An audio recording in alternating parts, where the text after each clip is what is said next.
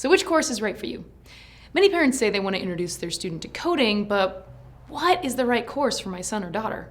It's an important question, and I'd like to share our experience with you and provide some guidance on entry points into our extensive curriculum.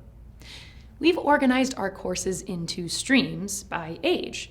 There's an early learners stream, one for elementary students, a stream for middle school students, and a stream for high school students. These are meant only as guidelines, as it really depends on the student. We have many middle school students taking high school courses and elementary school students enrolled in middle school courses. We want to speak with you if you have any questions on which course suits your student. As we said, so much depends on the student, so come on, let's talk. You can sign up for a consultation with an academic director on your student's homepage after account sign-up, or drop an email to us at learn@ucode.com. Now, a final thought. So I studied coding at Carnegie Mellon, and I just wish that I had had a resource like UCode when I was a high school, elementary, or middle school student. I wish I could have taken coding before college.